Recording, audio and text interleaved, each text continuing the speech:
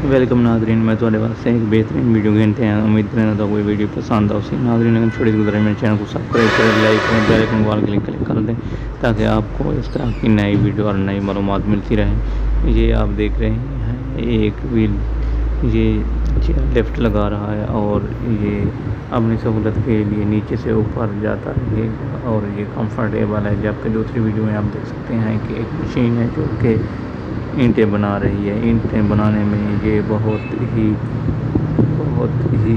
खूबसूरत और स्किल के साथ ये मशीन काम करती है और मज़दूर भी इसमें काम नहीं आते। आप देख सकते हैं कितनी प्यारी ईंटें निकाल रही है।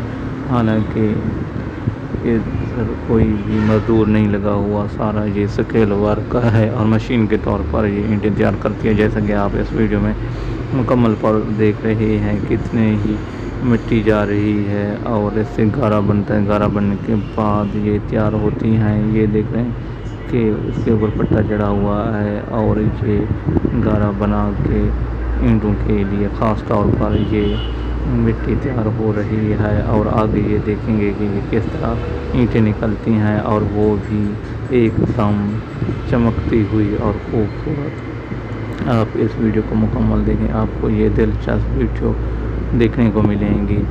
नाज़रीन आपसे छोटी सी गुजारिश है, अगर आपको इस तरह की वीडियो पसंद आए तो इस वीडियो को शेयर भी कर दें और मेरे चैनल को सब्सक्राइब भी कर दें। Thank you.